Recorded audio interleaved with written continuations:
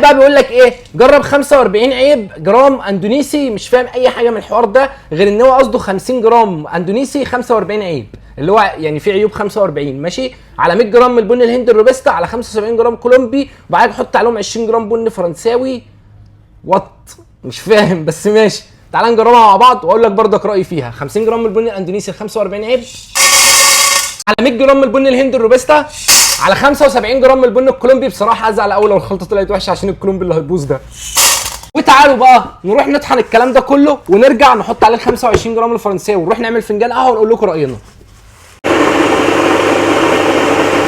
بعد ما طحناه بقى تعالى نحط ال 25 جرام الفرنساوي بتوعنا. هو الفرنساوي عندنا عامه واخد موبايل بس، هو بن برازيلي فيعني بس على ما اعتقد الموضوع متلخبط قوي، يعني مش فاهم حاجه. اسمع علينا، تعالى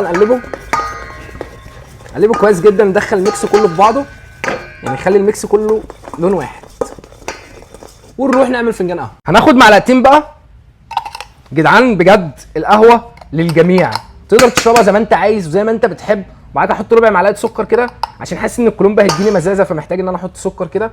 وبعد كده هكملها ميه. القهوه كما تشاء وكما تحب، وبجد كل ما هو قهوه جميل طالما انت بتفتكس في القهوه بتاعتك انت ما بتضرش في حد، انت بتفتكس في قهوتك انت. تعالى بقى ننزلها على النار وبعدينك نكملها ميه ونديلها تقليبه كمان ونسيبها تستوي، وبعدينك ايه كالعاده نرجع لكم ونجربها معاكم. يا جدعان دي شكلها خطير قوي، ده باين له هينجح ولا ايه الواد ده؟ ايه ده؟ شايف شكلها حلو قوي وريحتها كمان جميله.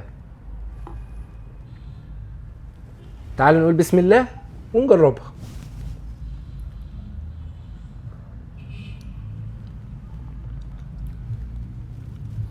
جدعان لما قلت لكم كل ما هو قهوه جميل وكل افتكاساتكم بتطلع حلوه وبتطلع خطيره وعكس تصوراتك جدا، فبجد تحفه وتستحق انت تجربها بصراحه لانها طريقه جامده قوي وبجد تحفه بجد. خد جرب كده.